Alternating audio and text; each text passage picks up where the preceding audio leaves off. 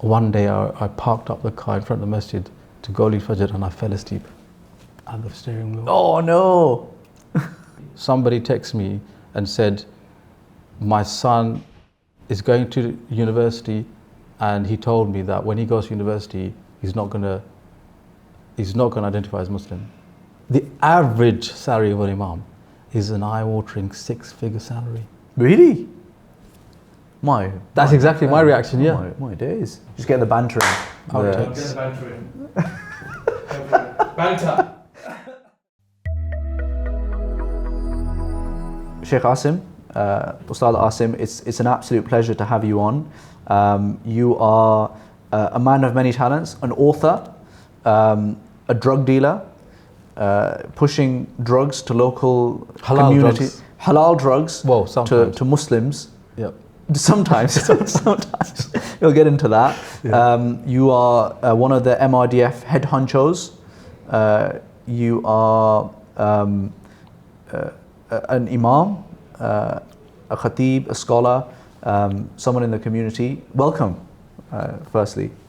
Barakallahu feekum wa alaikum assalam wa rahmatullah. My pleasure to be here. No, Jazakallah khair, Jazakallah khair. And I want to talk about loads of things with you today. I want to talk about, the finances of an Imam or a scholar. I want to talk about, living with like the cost of living crisis that we're facing. There's also a very spicy topic that I would love to get your thoughts on. I think you've been talking about it a little bit recently as well, which is the bad courtship practices of Muslims.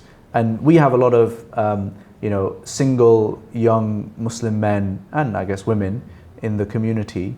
So it'd be great to give them some guidance. And don't get ideas, Kabzi is not talking about you. He did say young, so he didn't think of himself. Well, Kabzi's young at heart, so he knows his stuff. So that's it, it's not changed. That's true. That's true. Changed since. Yeah, that's true. That's very true. Say mashallah. MashaAllah, MashaAllah. So, but before all of that, I want to start with, I'd love to hear your story, like how you actually, went from, like a, student, pharmacy into, Islamic studies to ultimately where you are today, because it's a very unique kind of career, right? Sure. So, honestly speaking, right now, there's no part of me that feels like I'm a scholar. I honestly feel like a student of the deen. I have spent a lot of time studying and I do teach, but that's where I feel I am right now. The journey has been a strange one in that most people from my background don't end up in the space that I'm in right now. For example, my family was not a religious family when I was growing up. They were quite cultural, Pakistani family. Really? Your dad? Yeah. He's very religious. Now? Yeah, now. But back in the days, like, for example, remember when, maybe you don't, but there was a time where Ramadan fell in the summer and there was literally a few hours between Isha and Fajr, and the culture in the house of the Khandan was you watch Bollywood movies until right. it comes to eating paratha time, and that was Ramadan basically. So that's the kind of background that I came from. I didn't go to madrasa, I didn't go to any formal education. I however did always pray after I reached puberty onwards. That was one thing that was part of me from then until now.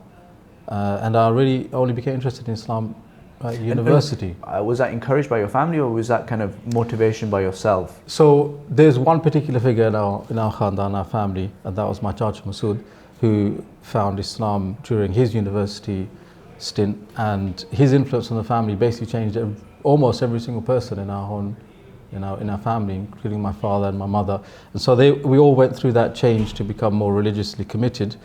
But further to that, when I started studying Islam probably more formally was when I reached university and I came into the circle of people that were studying under scholars.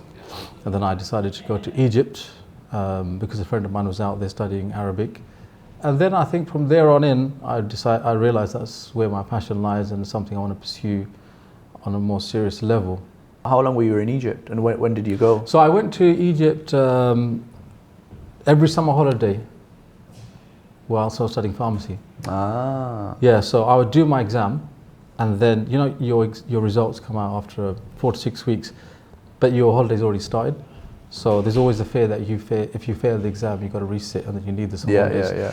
So I would just do the exam, book my flight and go and just make dua that I don't fail. Alhamdulillah, I never failed, but for those 4 years, I would go every summer holidays and do, initially just Arabic studies. And then in the meanwhile, when I came back year to year, I would continue my studies online and with local teachers.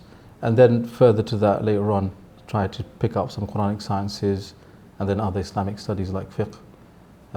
So in total, even after I graduated, I went back a few times. In total, maybe a year and a half abroad. MashaAllah. Yeah. But in those small, like 3 months at a max periods. And so you did that studying, and what did your, like, from the very start, when you hit, let's say, graduate now, I'm a fresh pharmacist. Yep. Were you always part-time, like, working a little bit pharmacy, a little bit Islamic studies and scholarship and that stuff? Or was it like a gradual shift over time? Because I think these days, I mean, you tell us what's the split now. I feel like it's a bit more Islamic studies and that side, and a little bit less pharmacy, but like, yeah, you tell us. So I chose to do pharmacy because I loved chemistry, but more than that, because I heard that the job allows for flexibility, the money's good, so you'd be able to work less, spend more time doing things you like studying deen. So that's the reason why I chose it. So I feel like my choice in what I studied helped me later on in making this choice that I have today. But I wanted to give it my all as well. So when I graduated, I didn't want to be like, it's the thing on the side. I wanted to go in with both feet and get established and get as many skills and credentials as possible. So I started off as a local pharmacist, but then I became a pharmacy manager. I did that for 5 years, at which point I realized that this... Full-time? Full-time, yeah, and running the business, and I realized after 4 years that it wasn't for me. And I was kind of torn because I used to spend a lot of time doing other activities, studying, and then I was teaching as well at that stage. And it felt like I wasn't doing either justice. My work was very mentally draining. And I knew that in the back of my mind I wasn't giving it my all because there were so many other things I wanted to do. Yeah. Like, for example, on a Friday, I would go to do Jummah, but my work shift would start at 3. So I'd be at work from 3 p.m. to 11 p.m. That was my shift on a Friday. And I'd do Jummah somewhere as well in the masjid. So I would rock up to work in the car park with my thobe and everything on, right? My scarf, and I would take off my scarf, take off my thobe. In the back seats, I would get dressed with my shirt and tie and everything. And just go and walk into work, just like, yeah, I'm ready for work now. So it was that back to back sometimes. And I realized that I'm not doing this justice, I'm not doing that justice. So then I decided to go part-time. That's crazy. Yes, aside, that reminds me, when I was a kid, my mum used to take us to the madrasa. Yeah. So we used to do exactly the same thing. So we used to change, because the madrasa had its uniform, which is kameez shalwar. So we had to change in the car. We did that for a number of years, and also have the lunch in the car. Okay. It brings back memories. So you have to like if someone walks past, you have to like kind of duck. Yeah, exactly one of those. I have to find a quiet space in the car park. And everyone sees me doing anything untoward, I'll be exactly. What's going on here? He was giving a khutbah just about half an hour ago. Yeah, I mean, and now why is he like that used to topless in happen a car? actually. That used to happen. I'll be at work, dispensing medicine. I'll be like, no, I can't. Is it? Are you? A few times, yeah. And then you're like, Inna alhamdulillah, nahmaduhu. Then like, oh yeah, that's the same guys. It used to happen a few times, yeah. Very cool, very cool. And so, what happened then? So, how old were you when you did the shift to like from full-time? So it was about 8 years ago now. I left my full-time position. Yeah. I tried to go part-time. In fact, the beginning of the transition was me cramming 5 days work into 4 days work. What that looked like was one day working 14 hours. That used to be a Monday. So I would go to work from 8 a.m., finish at 11 p.m. And that would mean I would get a Tuesday free. That Tuesday free meant that I could spend time with a scholar the whole day and study. And initially I was like, this is fantastic. Finally, I get one day just to dedicate myself. But what would happen is that I would be so tired on Tuesday morning. When I would go to meet the Sheikh for Fajr, after we prayed Salah, everything, we'd go, there's an office space, we'd go and study. I'd just fall asleep in front of him. Oh no. Whilst he's teaching me. Oh no. And I'd be, Sheikh, I'm so sorry. And he was so gracious. He was like, it's okay, Asim, just go sleep for a little while. You're like, Asim, you're actually better sleeping than you. You go to sleep for a little while. So I'd go and I'd just line up some chairs and go to sleep for about an hour. I'd wake up and then just going to carry on studying. But after, my body got used to it. So after about a month, I was fine with that. But the company wasn't happy with me doing 4 days. They were like, no, you got to go back to 5 days. Because I think once there was an incident in the pharmacy, and even though it wasn't my fault, they were like, if you were here, that wouldn't have happened. So we went, and then it was a proper push and pull. And I think that's when I said, you know what, I'm going to give in my notice. And then I went, and then, you know, the problem was 8 years ago, locum work was very saturated and the rates were falling down. And it was the worst time to leave your post. Literally, there was like 100 people waiting to take your position. Oh my God. Honestly, it was that bad. And it was at that point I thought, but you know what, it's not looking to get any better. So I just left. And then I started working for a Muslim charity, MRDF. And that was a huge pay cut, but I thought this is the right thing to do, it's what I want to do. And we'll inshallah make it work somehow, let's see what happens. And you were working with, you know, Cellmind, but like, what more do you want? I know, the prestige of it, it's crazy when you think of it, but yeah. And that's probably worth 10k alone, right? He wasn't working for them while I not? started working for them first, yeah. He came later on. Yeah, that's right, a few years after that. Yeah, interesting. So you were like one of the early pioneers of MRDF. I was part of MRDF before it became MRDF, because I was a student of Sheikh Haytham for 10 years basically. And that was going back before there was anything known as MRDF or Sabil. It was just a group of scholars and brothers doing good work, but then they formulated themselves into an established body and a charity and all the rest of it. But in an official capacity, as in this is my work now, that is that's when I made that step, and they were very, you know, generous and accommodating for me to come in and take a position in the organization. Like, what would your advice be to someone who is, I don't know, an aspiring student of knowledge and wants to go down this path? Because you've kind of, you know, cut your own trail here, right? And I'd love to get your advice of someone earlier, and also I would love to hear, you know, because it must have been, you know, it's a brave move what you did, right? How that played out with your family and how that played out with you, right? Psychologically, and like, how did you get yourself over that hurdle as well? I never cut myself off from pharmacy, so I always had one foot in the door, if you like. Even till today, I do 1 day a week locum work. It's on a Sunday though, and it's only for 6 hours. But it's just so I don't forget that profession, and because I feel like it's something beneficial. And also, my mum and dad said I can't, so that's the other thing as well. But it was, I feel like I didn't intend to do what I'm doing now. All I intended was to study Deen and not even teach. It was literally just study because it's something good for you, because you love it and because it's going to benefit you. Honestly, beyond that, there was no motivation or intention to do any teaching or any work in this sector or become an Imam. All of those things happened kind of accidentally, if you look at them independently. Like, for example, I became an Imam.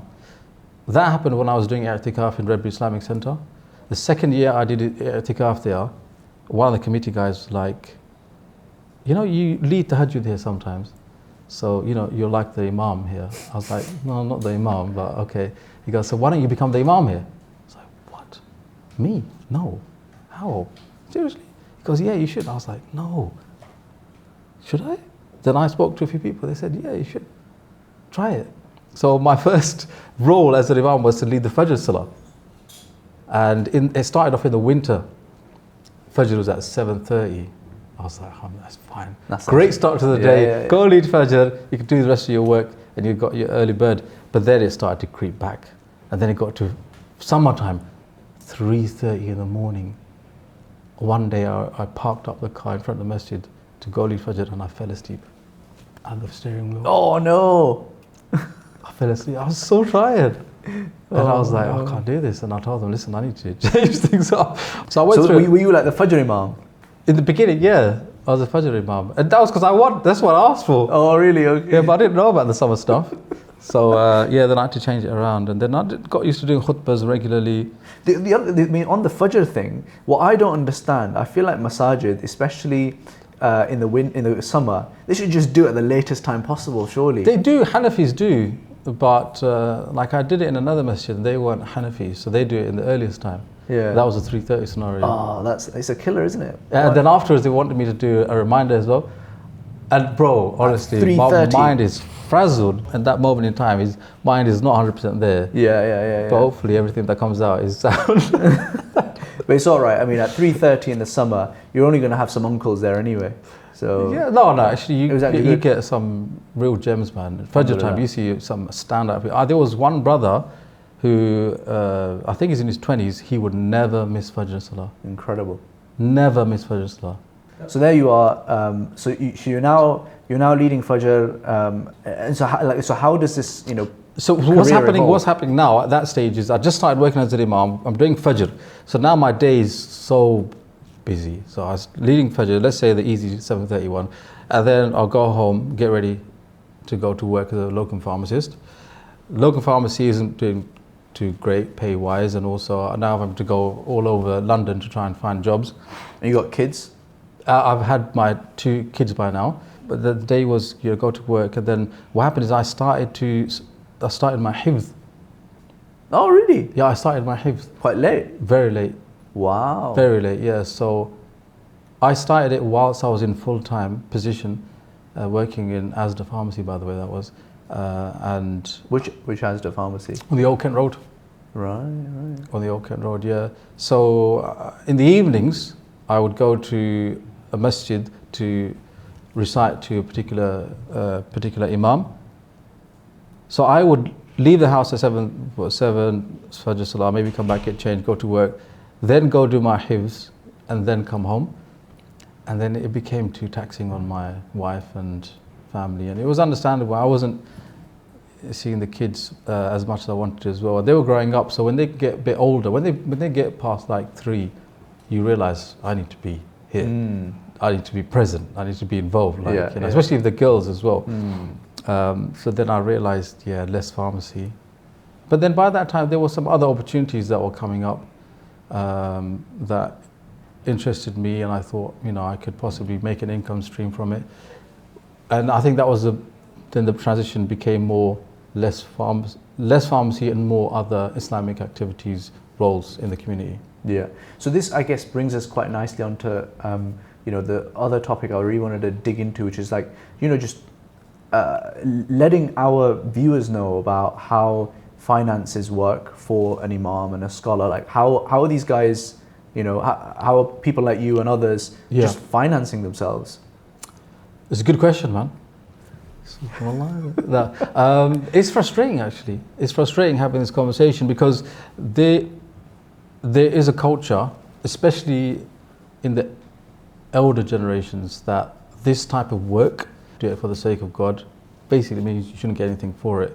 And that's why we have phenomena where most Imams are paid just enough to get the maximum benefits from the welfare system, and then they work as taxi drivers on the side. We created that scenario where Imams, who are supposed to be the leading figures in the community, the father figure of our Muslim community, working as taxi drivers and scraping basically bottom of the barrel to make ends meet. So when it comes to this path of thinking about being a professional Muslim activist or whatever, it's not easy, and there's no real pathway that I can explain that you can follow.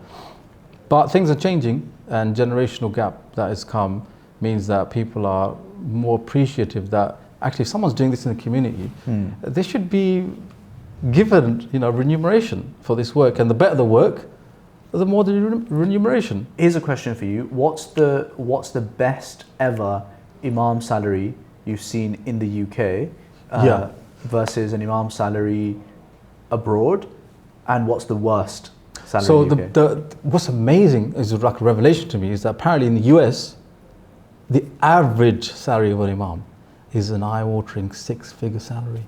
Really? That's exactly my reaction, My days. Exactly, yeah. So what happens when there's 2 parts to this debate now. Someone's like, that's way too much. How dare they? I think you should do what I think he did. James Corden, you know, the late night show or something. I know, that one. Yeah. That's what you should do in the Imam sense. British, you're a British Imam. You go over there, you set yourself in a US masjid. Yeah. So by starting line would be like, That's I what get Harry paid 3 times less than you. What's wrong with the world? Yeah. So that's one side of the debate. The other side is that, okay, what impact does it have on the community? Who are the beneficiaries of this person? Well, one of the impact, or one of the consequences of having such a high salary, supposedly relatively high to the UK, is that the level of quality, it just goes astronomically higher than what you have here, because now you've got people, let's not question their intentions, aspiring to become an imam, going abroad to get all the credentials required to get the best positions. Putting their intentions to one side, what's going to happen ultimately is that Muslim community that has an imam on a 6-figure salary are going to get creme de la creme. They're going to get people that could have gone into, I don't know, investment banking or something, but instead decided to put their efforts into serving the Muslim community. And the roles that the imam has to play, you could number up to 10. Honestly, it's almost like 10 different jobs. Just yesterday, somebody texted me and said, my son is going to university, and he told me that when he goes to university, he's not gonna identify as Muslim. Yeah, and you need to speak to him. But hang on, why is he identifying as a Muslim now? Well, he's a Muslim family, right? But he's basically told his parents that I'm apostating, basically. Oh no! So they called me up. They text me first, and I was like, how did they get my number, man? And then they're like, need to speak to you, texting me and phoning me. And then I was in the masjid, and he just came up to me. He's like, here's my son. It's like, I'm not ready for this right now. But anyway, we had a conversation, all the rest of it. But so what type of role is that? Agony aunt, what is that? That's a role, no? That is a role, yeah. That's a role. And that requires a special skill set. It's not one of those, give one poke on this guy and sort him out. It's one of the, just understand the psychology, what's going on. Yeah, exactly. Yeah. Well, I'll give you 2 jute or 1 jute. Like, what is, so that's one. Okay, the other one is. And some paracetamol as well. For good measure. Bereavement. I lost my father. Come to the Imam, I lost my father, I'm in bits, I don't know how to get over this, can you help me? It's been 3 months. Okay, so what job is that exactly? Am I counseling him? And bereavement, is that a psychotherapist role? What's going on there? There's something as well. Yeah. Okay, leading the salah. Okay, no, a lot of people could do that one, yeah. So doing the khutbah, okay. How many good khutbahs have you heard? In your life, you've listened to thousands of khutbahs. Thousands. That is Islamic education, potentially. That could transform your life. How many of them have been life-changing? How many of them have even been inspiring? Yeah. So now you want an imam to do a khutbah that's going to be relative, that's going to be impactful, it's going to be inspiring, and it's going to be, in line with modern day affairs. Yeah. Okay, so what kind of skills? In English? In English, yeah. Not even in English, in an understandable language. Yeah. So, okay, so what type, is that an orator job? What type of job is that? These are single jobs, right? And then you need to be a scholar as well, right? But we haven't got to that bit yet. We haven't even got to that bit yet. And then we've got those religious dilemmas and questions. Okay, how much education is a person required to satisfactorily answer those questions? Years worth of scholarly training, no? Years. Yeah, absolutely. And specialization in some of them as well. Yeah, that's right. So for a community though, maybe they don't need the specialist stuff. Yeah. They just need, like the common dilemmas that people have. But they require sound, somebody who studied the sciences properly to be able to give sound answers. So that's the job of a scholar, basically, right? So that's another job. Yeah. And then what about financial advisor? Yeah. Probably been that as well. No, the other one was so you have these family crisis where my brother, we don't talk to each other because my dad died and he didn't make a will out properly. So my brother says that the house belongs to him, and he's saying no, it belongs to. And I think it belongs to me. Can you can you just come into this conversation? I've had someone call me on the phone and say, Sheikh, I got your number from so-and-so. I'm having problems with my marriage right now. Can you give me some advice? And I'm being like, I'm at work right now. I could call you later on, inshallah, and speak to you about that. No, my wife said, right now, we've got your loudspeaker. Can we tell you what's going on? Literally, bro. No. And I've been like, this is not the time and place. I'd love to help you, but it can't happen right now. So what role is that? That is the role of what? Marriage counselor. Yeah. So an imam is expected to do 10 jobs on the salary of somebody who's doing the lowest paid job in the world. It's crazy. That's nuts. And whose fault is that? I think it would be easy for me to say it's the committees of the masjid, but they are a product of the community.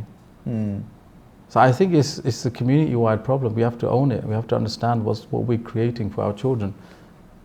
Yeah. And we have to understand what the best version of this looks like as well. So now my question is, because I was discussing with you before, right? Because I think there could be like a sports person equivalent in the Imam world, right? Or the scholarly world, where let's say you've got 1,000 scholars in the world, inshallah we have more than that, but of that, the top, let's say 5 or 10 Imams or scholars that are publicly known, millions of watchers and viewers and all of that sort of thing, they can probably, I'm assuming, I don't know, make a good living. Yeah. And then you've got the next like 50 or 100 who are probably living in the USA making 100K, and then you've got everyone else. Yeah. Firstly, do you think that's an accurate representation? It probably is, but I think the real issue is, how does someone become financially stable in a position where they're helping the community as an imam or something along those lines? And for me, there's two pathways. One is to monetize your services independently, kind of like an influencer. Yeah. And the second is to join an organization that is known for providing such services, and the organization fundraises for themselves and then has a pot to remunerate service providers, i.e. the scholars. Yeah. And I feel like the second pathway is definitely the best pathway for one's own sincerity. Because once you monetize your own services on a one-to-one basis, you can't claim on the Day of Judgment that you did that for the sake of Allah. You can't.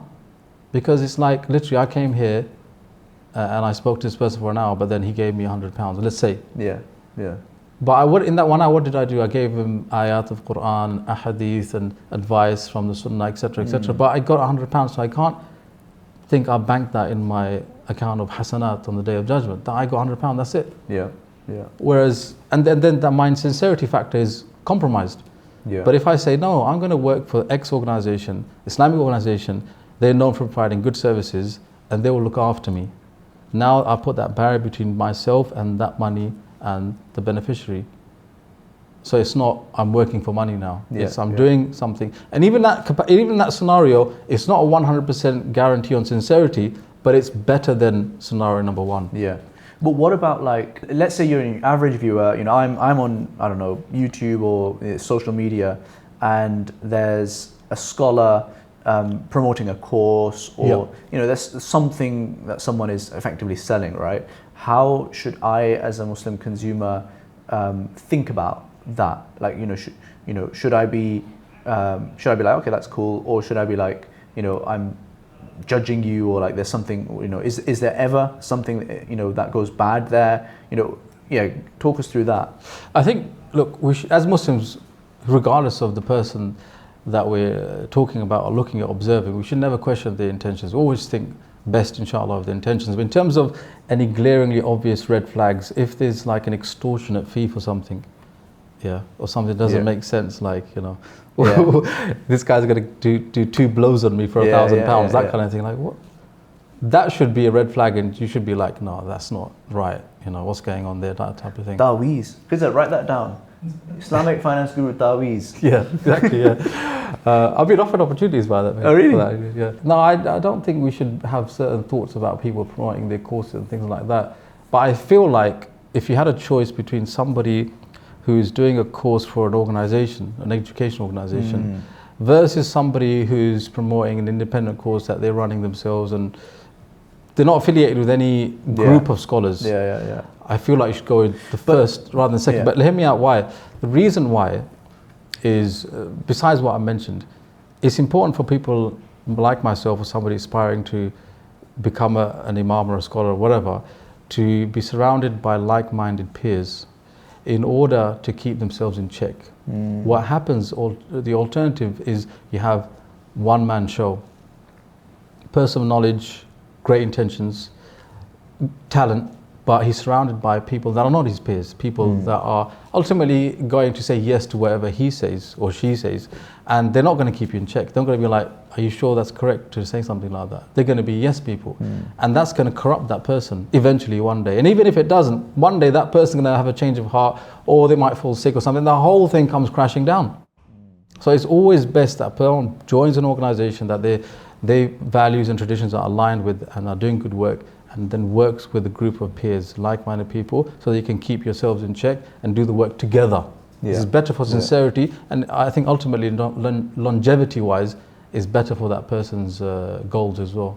Very interesting.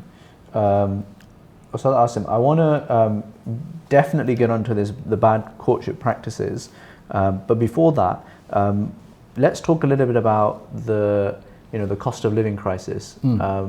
I think the Muslim community in particular is amongst the poorest in the UK, and so that's, I think, hitting the Muslim community particularly hard.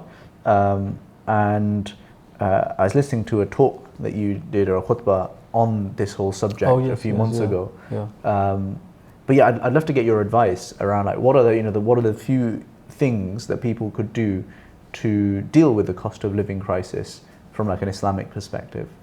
So I can only speak on spiritual side of things. I'm not a finance person. That's all right. We'll cover that. You cover that part, yeah. So on the spiritual level, though, the thing is, there's loads of problems that are multifaceted. There's loads of ways to tackle it. There's like the practical financial side, but then there's also a spiritual side. But the issue is that sometimes the spiritual side is more impactful than the financial, tangible kind of things you can do as well. So it's very important to have the holistic overview. Applies to even things like mental illnesses as well. There's medical, pharmaceutical things, there's the counseling, but there's also a spiritual side as well. And sometimes people don't appreciate that. So when it comes to the cost of living crisis, the advice I give, there's many things. One of them is to do with understanding how bad sources of income can affect your ability to use your income and to have barakah, basically. And there was an anecdote. Somebody told me that who is in the business of doing ruqyah, so dealing with black magic and things like that. He said that he says, I see somebody twice maximum, and alhamdulillah, that person usually recovers or whatever, gets cured. Then he said there's one guy he saw 6 times and he wasn't getting any better, and he had all the signs and symptoms of being possessed or having some black magic done on him. And at that point, the brother said, I'm not going to be able to see you again because I've done everything I know. 2 years later, that guy comes back and he says, do the thing on me now, okay, treat me now. So he does the ruqyah on him, and after one session, everything's changed. And he's like, I feel fine, and I feel like whatever was inside him is gone. And the brother said, I did exactly what I did last time, so what's happened, what's changed? He said, well, the thing is, I was in the business of wineries. I'm a multi-millionaire and I had many wineries, and it just dawned on me that maybe the fact that I'm involved in alcohol is what's bringing about this issue in my life. What I did in the 2 years, I sold all of that off and gave all my money away, and I started a different business altogether, and I felt that this is what's going to help me. So on this question, in this period where every Muslim seems to be talking about Andrew Tate, and obviously the man has had history that is clearly un-Islamic sources of income. How and this fellow with the winery, how should someone who is perhaps not a practicing Muslim or not a Muslim at all, who did stuff and is continuing to make income or has remuneration from that, how should they think about that? Well, the thing is, it seems as though you're gaining, but this is delusion. And sometimes you understand this from your own personal experience. For example, just yesterday, a brother told me that his uncle defrauded his dad, right? So the two brothers, and he said what happened is that his father was given a property, bought a property, I don't know, in Pakistan like 30 years ago, and he wanted to sell it. When it came to the point of selling it, he told whoever in Pakistan, listen, I want to sell it. It had gone from being worth like 50,000 to 350,000 pounds. He was going to get 350,000 pounds. At that point, his brother said, no, that property was bought by you through money given by our dad, and he said it should be both of ours. And at that point, another brother in Canada had the same idea. He said, no, dad said it was for me as well. Yeah. Now the thing is, my friend's father had the receipts that showed it was on his name and his name alone. And then he thought to himself, okay, what should I do? Should I contest it, or should I just be the oppressed person in this scenario? He decided, for the sake of family unity, to let it slide and said, okay, no problem. So instead of getting 350k, he got like 75k or something like that.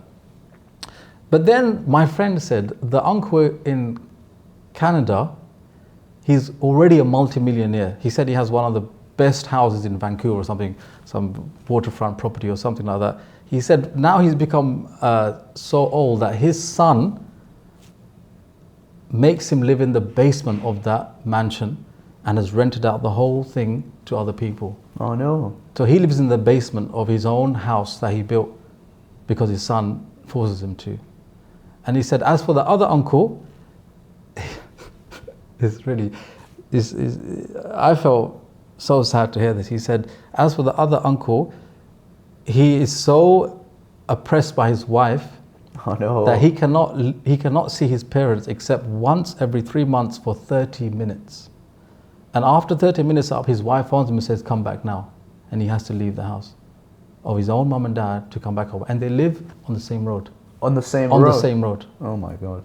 So my friend was saying, look, they think that they earn so much money by usurping it from here, defrauding it from here.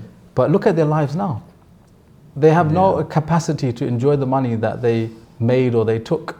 Yeah. And I think that is a learning point for loads of Muslims, that you might get money quickly, but through bad practices or through haram sources, but that money is not going to help you. And if it's not going to help you in this life, what is it going to do for you in the hereafter? Yeah. It's better to have little halal than to have a lot that is haram. And sometimes Allah shows you how evil it is in this life. And these anecdotes, they're eye-opening in that regard. And so people should just purify that, right? Now, if they want to put that behind them, they should presumably just, I don't know. If you knew that it was haram whilst you were doing it, then you have to get rid of it. Yeah. If you were ignorant about it being haram, then the scholars differ. Some scholars say you can keep it.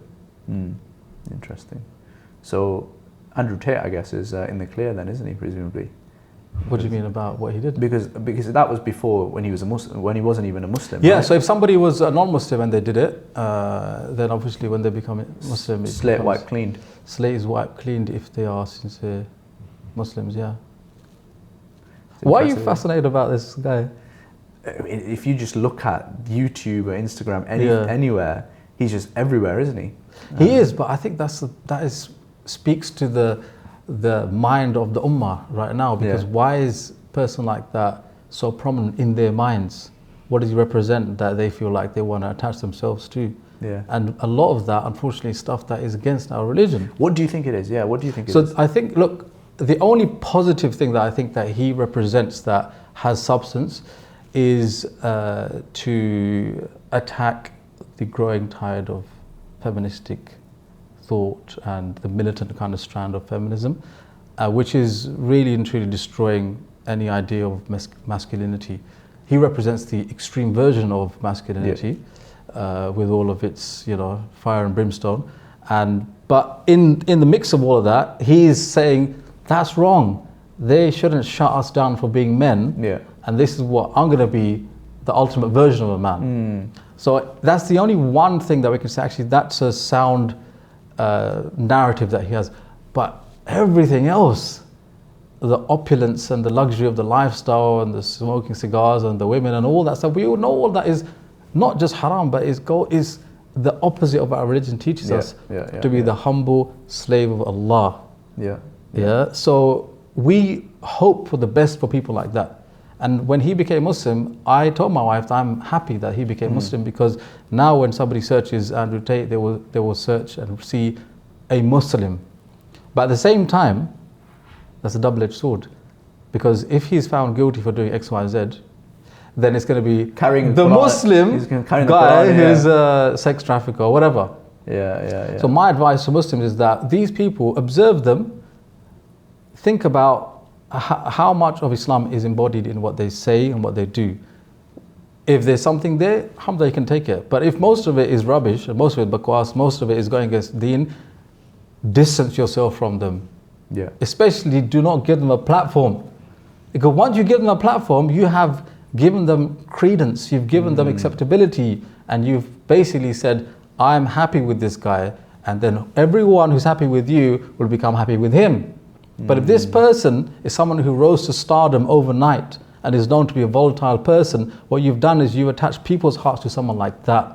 And if he changes and they become corrupted, you who hosted that person will have a share of that corruption. No doubt in my mind. So I tell people from a distance, hope for the best for this person, and in private, if you can reach him, give advice, but do not publicly associate with yourself with this person, or worse than that, give them a platform. At least not at this moment in time. Yeah, because I mean, I kind of agree with a lot of what you're saying. Sure. It's like you just observe in silence. Because I'm sure, like, you know, he's on a journey, right? He's clearly on a journey. He is, but you know, Muslim community, they have a fascination with these type of people. Like somebody who just becomes a Muslim, or put a microphone straight, let them talk to every single person in the world about what they're feeling, what they're experiencing. This person literally just become Muslim. Their mind is scrambled. They're learning about most fundamental things. You really want our children to start listening to this person right now? No, it's not even fair on that person. You're corrupting this person. You basically say Muslim community will give you stardom as well. Yeah. Just for what? Fulfilling the most basic obligation to worship Allah. Come on, man.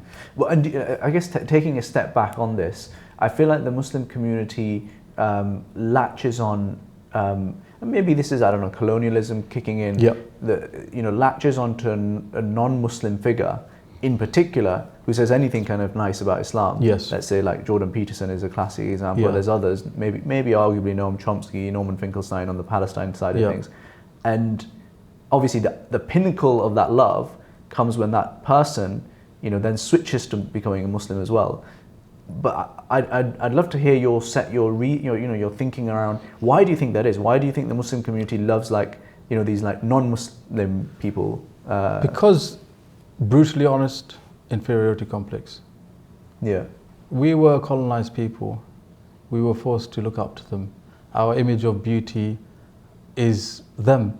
Yeah. Even my 4-year-old daughter, I tested her the other day, she had a Barbie doll. And I said, Rabia, why did you get this color for? Why don't you want a black one instead? And she said, no, Baba, this one's beautiful. Now my wife was sitting there, she said, initially she picked up there's an Asian one as well, by the way. Picked up the Asian one, and she saw the white one, she put it back down, she took the white one. Oh, really? Yeah. So my daughter's 4th generation. Yeah. These powerful images from the propaganda machine, they have infiltrated our minds. We have an inferiority. We believe that the white person is superior. So when we see them that coming close to Islam, we're like, now it's like a perfect storm, isn't it? Basically. We got the white guy, and he's with us, and he's Muslim, so we can say we're with him as well. Yeah. But we should base our judgment on people based on their connection with Allah and how much they benefit us, not the color of their skin, substance, or where they come from in the world. Is how close they are to Allah and how much they can bring us closer to Allah. And on that metric, a lot of these people, they do not deserve our airtime. No, I agree. So is it a point of taqwa for the masses who want to know this? One more thing to add to that. So I experienced white privilege. I saw it in full motion. Where I went to Dubai. Right. So there was a prominent Islamic TV channel, not going to say which one, calling all these speaking scholars from around the world to record on their sets. And I found something very interesting. Every series, every show, they have a host. But the host would always have to be a white person. Always. Oh. Always white person. And as many speakers as they had a fair amount of white converts, basically. Thought nothing of it. But then when I was actually being filmed and I was being hosted by some of these white young brothers, I realized that they have, unfortunately, zero competency to do the job. Yeah. Like one of them had a mental breakdown whilst interviewing me for a show. A mental breakdown. And that's nothing because of you. There wasn't. It was like, you're a horrible person. No, it wasn't any of that. It literally, he's just like, he literally said, you know what? I could never be someone like you. You know, I'm a good person as well. Like, why do people think I'm a bad person? Bro, I was talking about Surah Tahrim, about marriage, and he's having and then I thought, why? And the reason was, I asked people, they said, because they want a white person in front of the camera. Muslims like to see a white person in front of the camera. So one of the hosts I became good friends with. So, you know, in Dubai, get your thobes made from there. One of the best places to get thobes made. So I went to a shop 3 days before and I said, look, I want that cloth and I want it to be like this. He measured me up. He said, come back in 5 days. I said, listen, can you do it quicker? He said, okay, 3 days.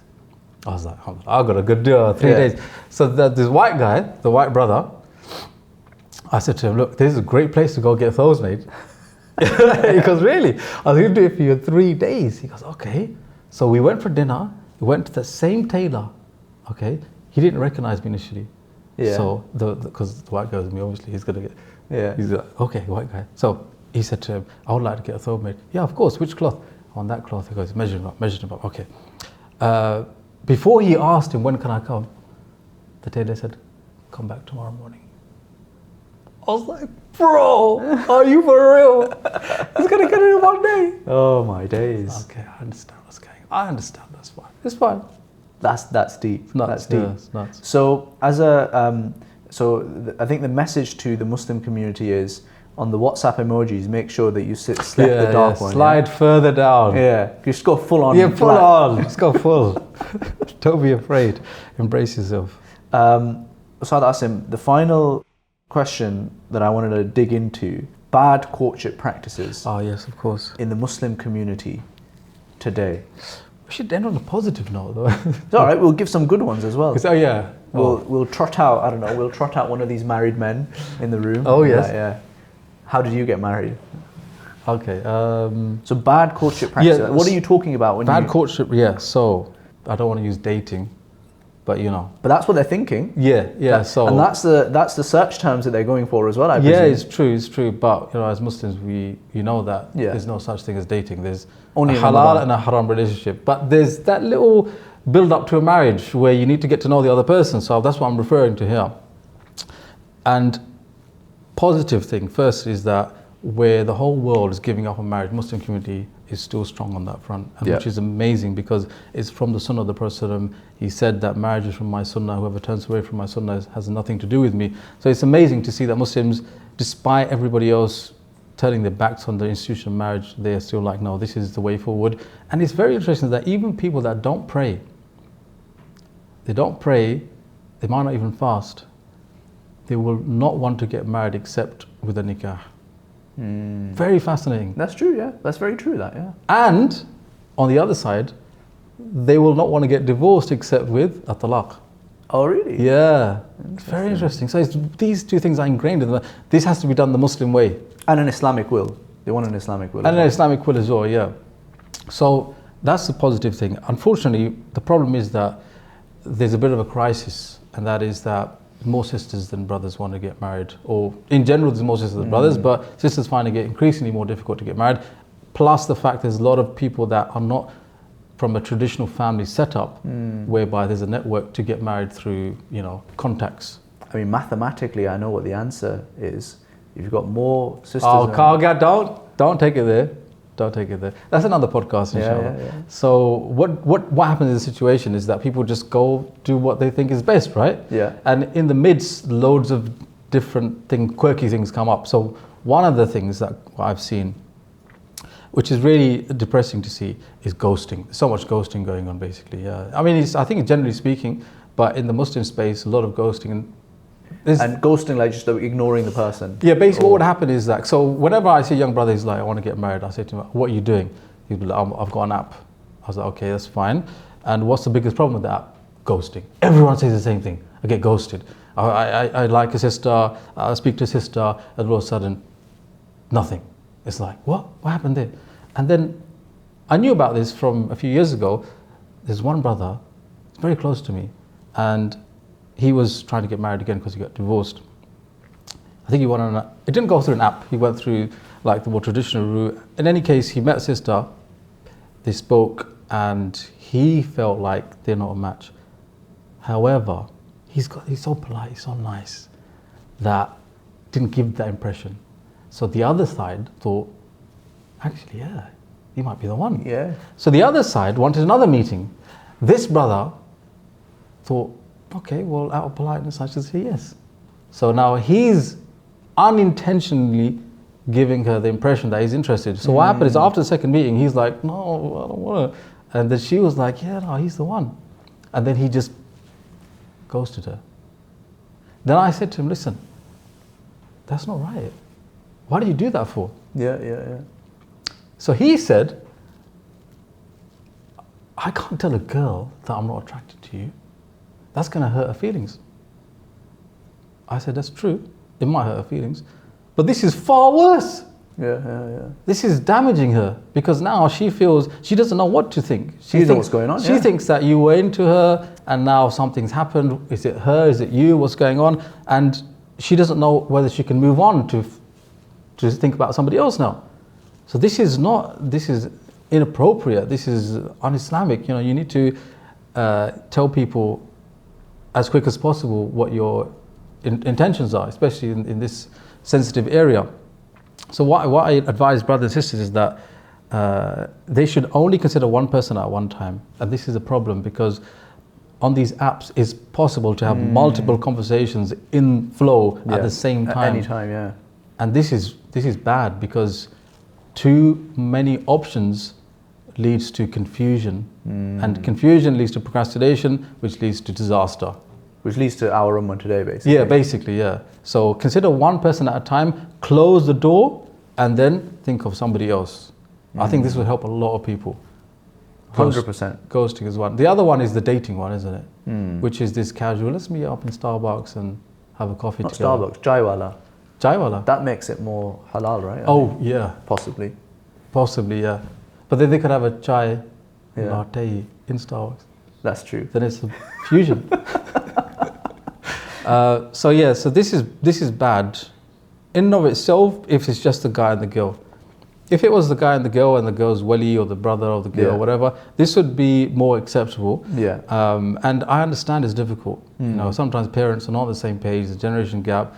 You don't want to get them involved that early. Okay, that's fine. But be mindful that this could turn into a relationship very quickly. Yeah. And you become emotionally attached. When you become attached, that's when haram starts to happen. And you fall into a cycle of doing things that you regret later on. And even those people that do become emotionally attached to someone that they end up getting married to, they will always have this worry that, how much barakah is in my marriage when I spend this much time in a haram relationship with this person? I don't want to, make someone feel depressed, but this is the reality and it's being brought about because of essentially dating. How we get into it. Yeah, how you get into it, yeah. And so if someone is in that situation, what's the advice? Like make a decision ASAP. There's only a certain level of, because the premise in which they get into this scenario is, I need to find out about this person. I mean, how can I marry someone just like that? And this is a very Western philosophy. If you ask your mom and dad how they got married, there was none of this, I find out every single thing. What do you want to do in 5 years' time? What do you want to do in 10 years' time? What's your aspirations on, what's your view on Bitcoin? I don't know. All these questions that people feel like they need to get answered. What's your view on Bitcoin? That's a good question, no? Yeah. I mean, it's a good, insightful question. Yeah. It is good. Yeah. Write that one down.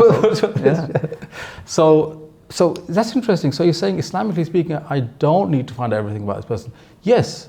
What we're saying is that you need to find out the main things that are pertinent to a married life. And then you trust in Allah. And you accept that it's going to be, you know, difficult. Because there will be difficulties in every marriage. There's going to be difficulties in every marriage, but I think... Because I feel like people think that it needs to look like, I don't know, Love Actually or something. Yeah. You know, I don't know what that is, but yeah. It's like a film. It's like a famous romance film. And I think, you know, and this whole kind of Western kind of conception of romance, right? Where I think, you know, in Islam, it's much more of a, you know, you're starting a family. This is a bedrock of the community.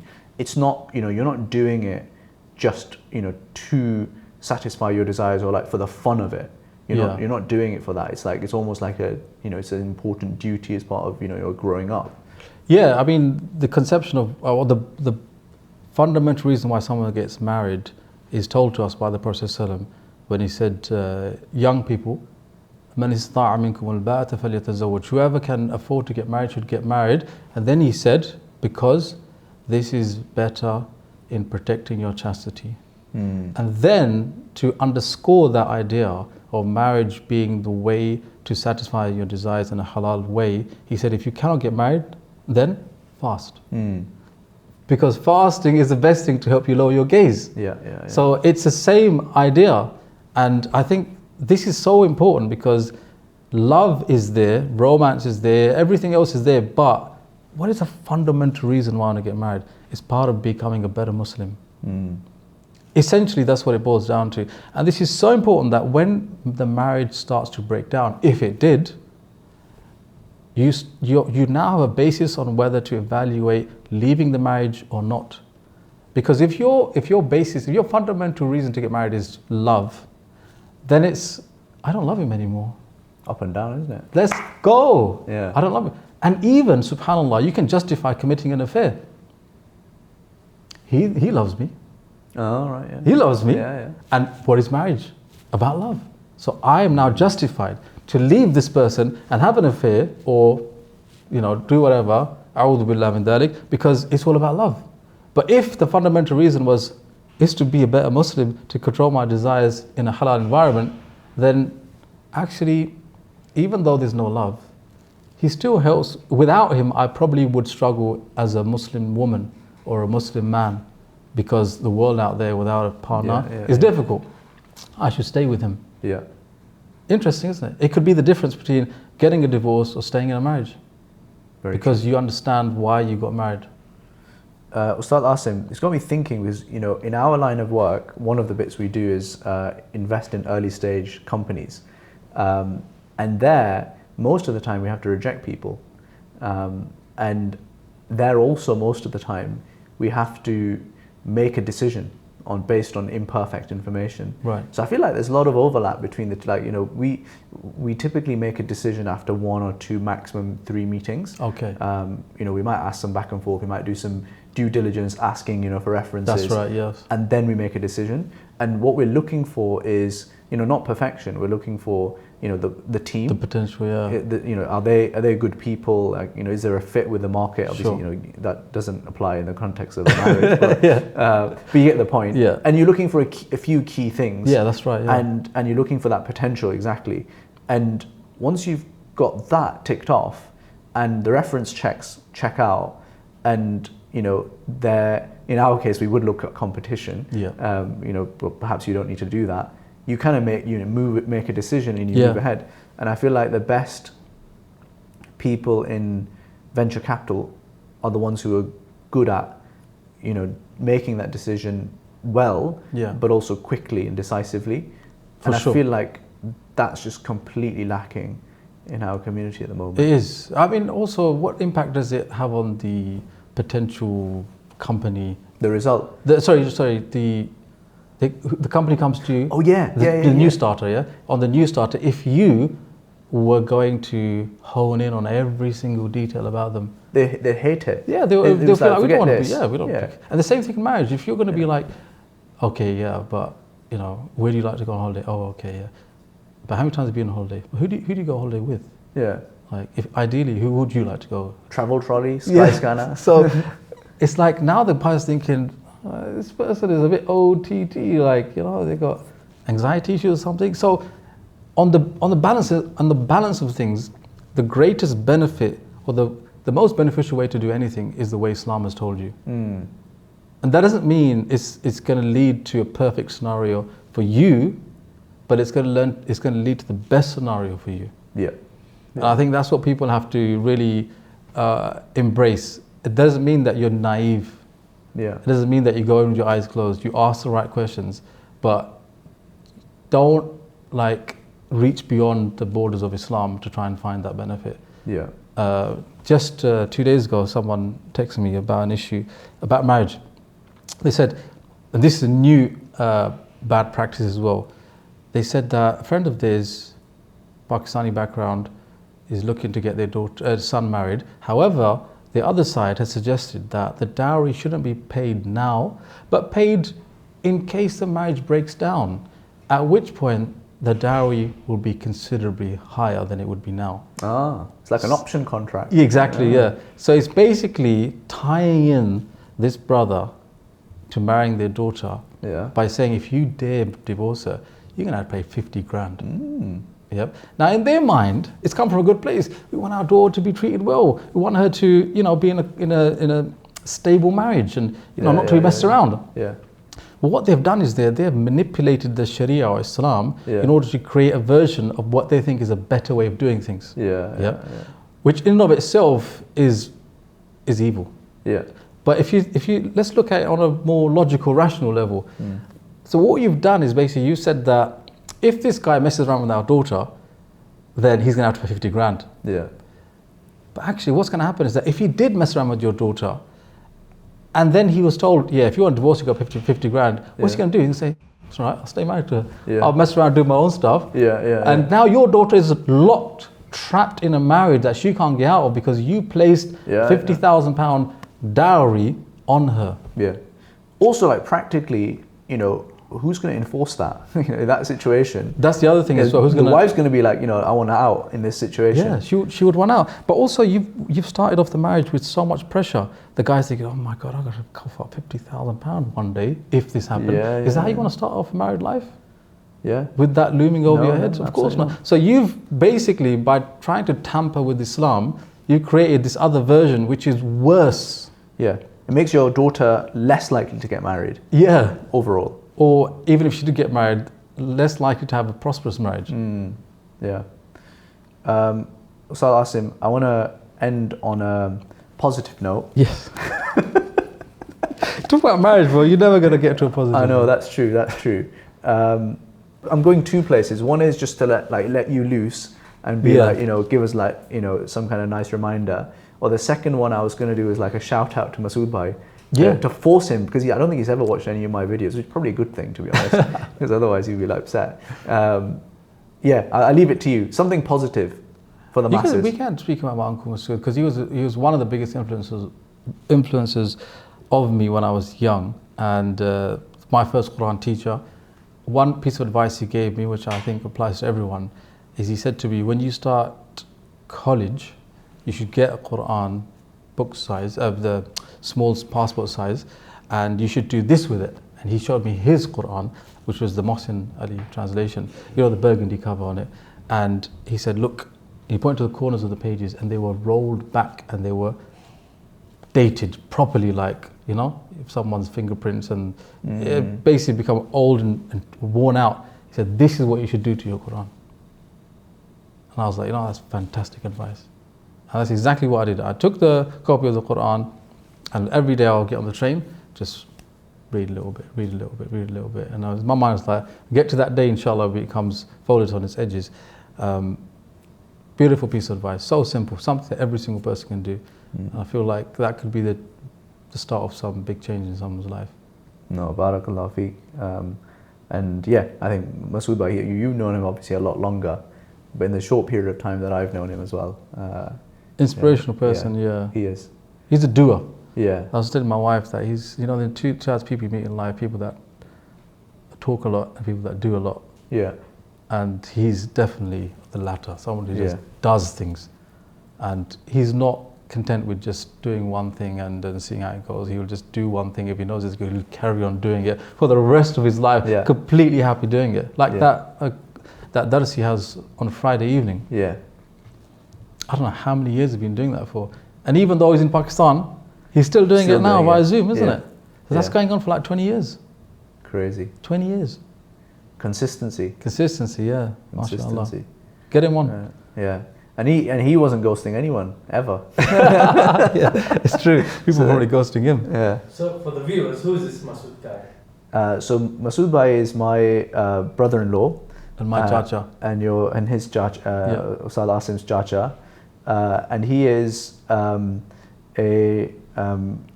think an ustad in his own right. So he was IT. He's qualified in IT, then transitioned to a teacher, and then went to Pakistan, studied Islam, and came back and got in the field of da'wah and focused on the family. To be honest, spreading the message with the family. A lot of da'wah, right? A lot of da'wah. Meet your Muslim neighbor. Yeah. And if you've studied at, where was he? Beale High School. Mr. Khan. Mr. Khan. Beale High School, Mr. Khan. Yeah, everyone knows. Yeah. So there we are. And most of all, he's my mate. He's Kabzi's mate. That's the biggest. Yeah. I actually came across. To fame. Yeah, Kabzi was recommended by Masood Bhai via another friend. Oh, is it? MashaAllah. Interesting. Ustadh Asim, really appreciate you making the time. My pleasure. Let's not make it the last one, because you've already trailered the when I talked about the imbalance of numbers point. Yeah. To be honest, I didn't think of myself in that scenario. So I've lit the torch and I'm passing it on, inshallah. Inshallah, we'll pass that torch on to a worthy recipient. Yes. Don't let them tell. Don't tell them first. Jazakallah khair. And please let us know in the comments below what next time we get Ustadh Asim on, what we should talk about. Until next time, Assalamu alaikum. Wa alaikum assalam.